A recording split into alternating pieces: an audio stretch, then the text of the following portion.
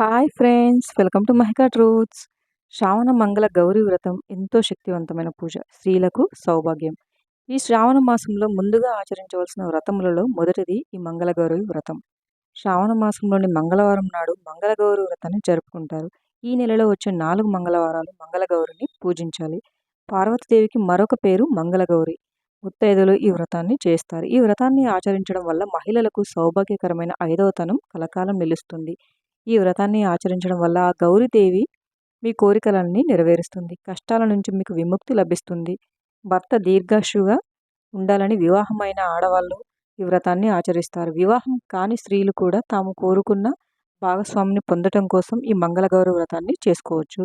మంగళగౌరి వ్రతాన్ని చేసుకునే వాళ్ళు శ్రావణ మంగళవారం రోజున సూర్యోదయం కంటే ముందే నిద్రలేచి తలస్నానం చేయాలి. మంగళగౌరి వ్రతాన్ని చేసే స్త్రీలు ఎరుపు రంగు బట్టలను ధరిస్తే చాలా మంచిది. మీ ఇల్లంతా శుభ్రం చేసుకొని ఇంట్లో పసుపు నీళ్లు చల్లుకోవాలి. మీ ఇంటి గుమ్మానికి కూడా పసుపు కుంకుమలు పెట్టుకోవాలి. మీ పూజ గదిని కూడా పువ్వులతో అలంకరించుకోవాలి. మీ పూజ గదిలో ఉన్న శివపార్వతుల పటానికి గంధం బొట్లు పెట్టి మీ దగ్గర ఉన్న నగలతో అలాగే పూలతో శివపార్వతుల పటాన్ని నిండుగా అలంకరించుకోవాలి. మీ మనసులో శివపార్వతులను స్మరించుకుంటూ పూజ ప్రారంభించాలి. ఈ వ్రతాన్ని ఆచరించేవారు అమ్మవారి రూపంలో మీ పూజ గదిలో ప్రతిష్ఠించి పూజ చేసుకోవచ్చు, లేదా గౌరీదేవి అమ్మవారిని స్వయంగా మనమే తయారు చేసుకోవచ్చు. పూజ ప్రారంభించే ముందు ఒక ప్లేట్లో కొంచెం పసుపు వేసి అందులో కొన్ని పాలు పోసుకుంటూ పసుపు ముద్దలాగా తయారు చేసుకోవాలి. ఈ పసుపు ముద్దతో ఒక చిన్న గౌరీదేవిని తయారు చేసుకోవాలి. ఇలా గౌరీదేవిని తయారు చేసుకున్నాక మీ పూజ గదిలో ఒక ఎర్రటి వస్త్రం వేసి దాని మీద ఒక 2 తమలపాకులు పెట్టి ఆ తమలపాకుల మీద గౌరీదేవిని ప్రతిష్ఠించాలి. తర్వాత గౌరీ అమ్మవారికి కుంకుమ బొట్టు పెట్టి అక్షింతలు అలాగే పువ్వులు వేసి నమస్కారం చేసుకోవాలి. అలాగే గౌరీదేవి ముందు బియ్యపిండితో తయారు చేసిన దీపాలను వెలిగించాలి. ఈ పిండి దీపాలు ఎలా తయారు చేసుకోవాలంటే కొంచెం బియ్యపిండిని తీసుకొని అందులో కొన్ని నీళ్లు పోసి ముద్దలాగా తయారు చేసి 5 బియ్యపిండి దీపాలను తయారు చేసుకోండి. తర్వాత ఈ 5 పిండి దీపాలకు పసుపు రాసి కుంకుమ బొట్లు పెట్టి దీపంలో నువ్వుల నూనె పోసి ప్రతి దీపంలో 5 వత్తులను వేసి దీపాన్ని వెలిగించాలి. తర్వాత గౌరీదేవి ముందు తాంబూలం సమర్పించి అమ్మవారికి నమస్కారం చేయండి. ఇక అమ్మవారి పూజల నైవేద్యంగా మీ శక్తి కొద్దీ నివేదించండి. ముఖ్యంగా గౌరీదేవి పూజలో పరమాన్నం, పచ్చి శనగలు అలాగే అరటిపండ్లు కూడా తప్పనిసరిగా ఉండాలి. తర్వాత అమ్మవారికి హారతి ఇచ్చి సాంబ్రాణి ధూపం వేసి మీ కుటుంబంలో సుఖ సంతోషాలను ఇవ్వమని అమ్మవారికి నమస్కారం చేసుకొని 3 ప్రదక్షిణలు చేయండి.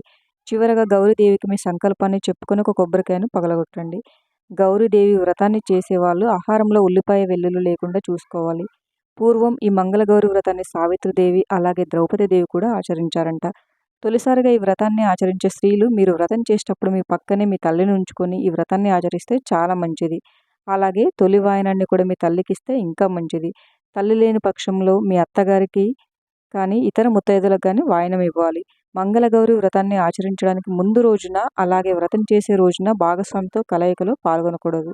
ఈ వ్రతానికి 5 ముత్తైదులను మీ ఇంటికి పిలిచి వాయనం ఇవ్వాలి. ముఖ్యంగా మహిళలు గుర్తుంచుకోవాల్సింది ఏంటంటే ముత్తైదులకు వాయనం ఇచ్చేటప్పుడు పసుపు కుంకుమలను ఇవ్వకూడదు. ఎందుకంటే సౌభాగ్యం కోసం వ్రతం చేస్తున్నప్పుడు పసుపు కుంకుమలు ఇవ్వడం శుభప్రదం కాదని పండితులు చెప్తున్నారు. పసుపు కుంకుమలతో ముత్తైదువుకి బొట్టు పెట్టవచ్చు, కానీ ముత్తైదుల చేతికి మాత్రం పసుపు కుంకుమలు ఇవ్వకూడదు. ముత్తైదులకు వాయనం ఇచ్చేటప్పుడు మీ వాహనంలో పూలు, అరటిపండ్లు, గాజులు, ఎర్రటి రవిక వస్త్రం అలాగే పచ్చి శనగలు తప్పకుండా ఉండాలి.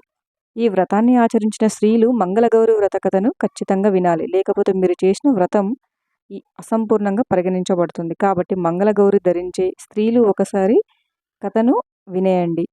ధర్మపాలుడు అనే ఒక వ్యాపారి ఉండేవాడు. ఇతను మహాశివుని భక్తుడు. ఇతనికి కోట్ల సంపదలున్నాయి.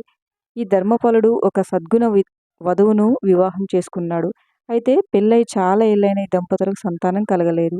ఒకరోజు ధర్మపాలుడికి తన భార్య పిల్లల విషయంలో ఎవరైనా పండితుడిని సంప్రదించమని ఒక సలహా ఇచ్చింది.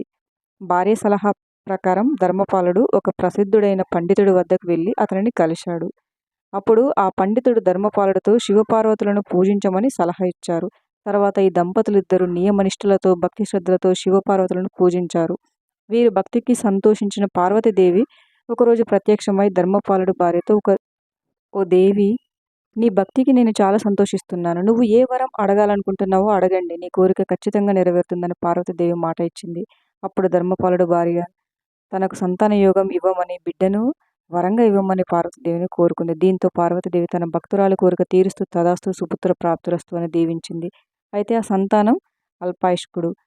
పార్వతీదేవి వరంతో ధర్మపాలుడి భార్య 1 సంవత్సరం తర్వాత ఒక కొడుకు జన్మనిచ్చింది.